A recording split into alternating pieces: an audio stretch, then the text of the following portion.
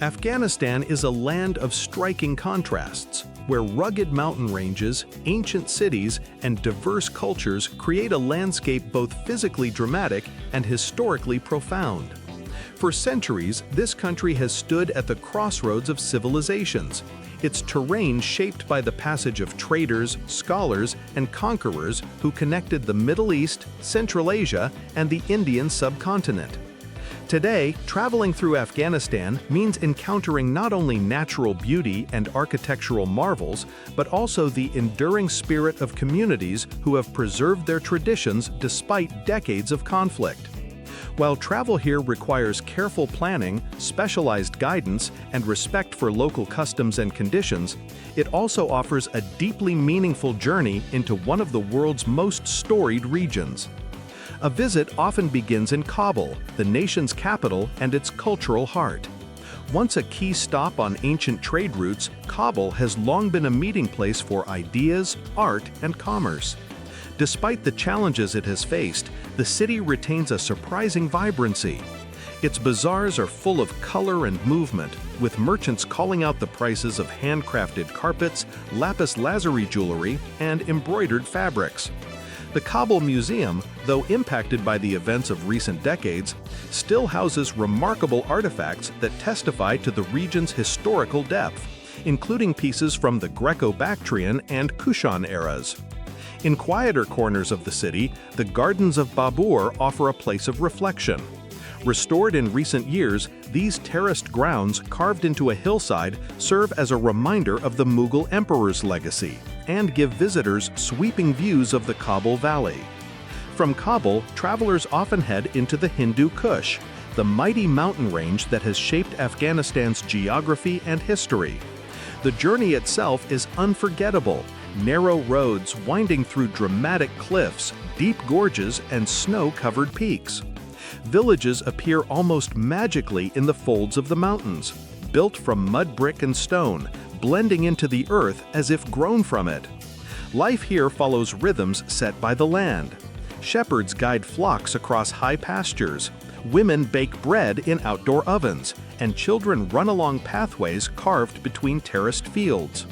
The simplicity of daily life contrasts sharply with the harshness of the environment, and visitors often leave with a deep respect for the resilience of the people who call these rugged landscapes home. Bamiyan, located in central Afghanistan, is one of the country's most significant cultural destinations.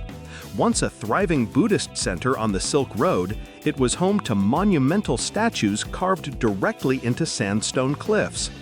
Though the statues themselves no longer stand, their vast niches remain, framing the valley with silent reminders of a lost era. Travelers who walk along the cliff face can see remnants of ancient cave temples, their walls once covered with intricate paintings. The surrounding valley is breathtaking, with its blend of green farmlands, sharp rock formations, and the distant peaks of the Ko-e-Baba Mountains. Nearby, the vibrant blue waters of Band-e-Amir present a stunning natural contrast. These high-altitude lakes, separated by natural travertine dams, form Afghanistan's first national park and are often regarded as the country's most striking natural wonder. Their deep blue color, created by mineral deposits and clear mountain water, seems almost unreal in the starkness of the surrounding landscape. In the western part of the country lies Herat, a city shaped by Persian influence and renowned for its architectural beauty. Walking through Herat feels like stepping into a living museum of Islamic art and poetry. Its famous citadel, originally built by Alexander the Great and later expanded by Timur and his successors, rises powerfully above the city. The Friday Mosque, with its intricate tile work and glowing blue minarets, stands as one of the most impressive religious buildings in the region. Herat has long been a center of learning, craftsmanship, and literary culture, and echoes of this heritage can be felt in every corner of the city. Travelers who spend time here often find themselves lost in the poetry of its past, imagining the scholars and artists who once gathered in its royal courts. To the north, the city of Mazar-e-Sharif offers another cultural highlight. Its centerpiece is the Blue Mosque, or Shrine of Ali, a masterpiece of turquoise tiles and ornate artistry that dominates the central square. The atmosphere around the mosque is lively, with pilgrims, families, and travelers mingling among flocks of white doves that are cared for as symbols of peace and protection. Markets surrounding the shrine offer goods from across the northern provinces, and the city's location near the steppe gives it a different rhythm from Afghanistan's mountainous regions. From Mazar-e-Sharif, many travelers venture toward Balkh, one of the oldest cities in the world.